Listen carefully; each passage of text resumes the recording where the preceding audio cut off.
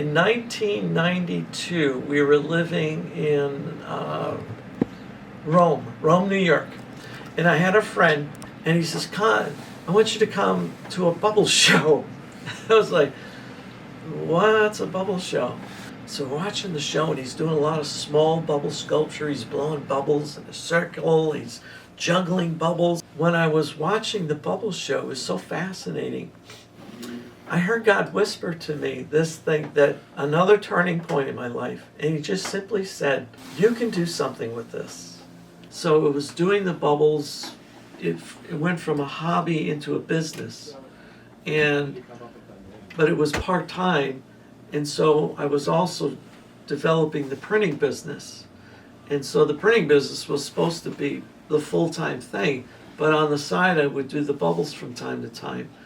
And then when I crashed because of the business failure, the bubbles just disappeared. I started entering this world of depression. And one of the symptoms of that is you're crying and you don't know why you're crying. But it was like either I'm sorry to myself or I'm sorry to my wife because this thing isn't working and I don't know what's happening. I had a recovery journey of about 14 years. I was hospitalized 5 times, from depression to acute anxiety. I was misdiagnosed bipolar at one point, and then they admit me into St. Joe's psychiatric floor. When you're on a psychiatric floor, you're meeting people. We're all seriously ill, and we're trying to get better.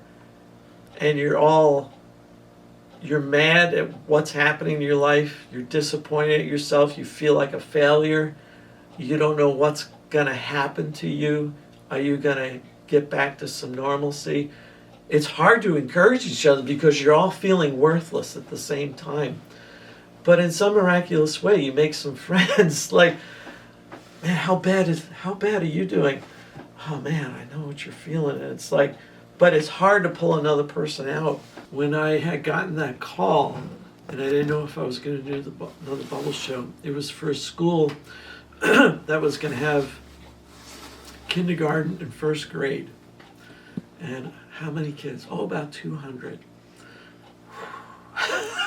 Can I get in front of 200 kids again?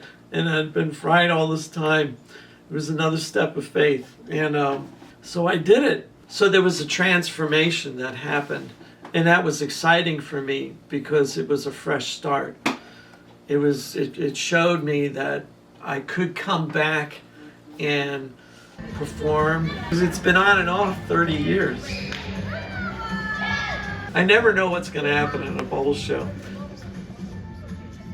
So I'm taking all the characters and speaking into these kids' lives.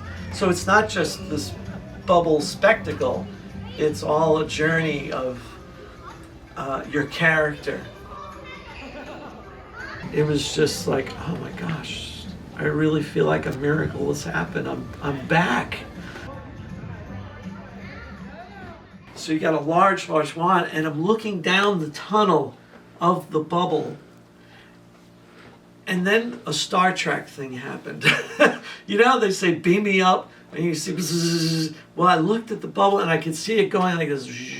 It was popping towards me. It didn't just all pop, it was like, I'm watching it, the whole 50 feet come up to me. It was a wild.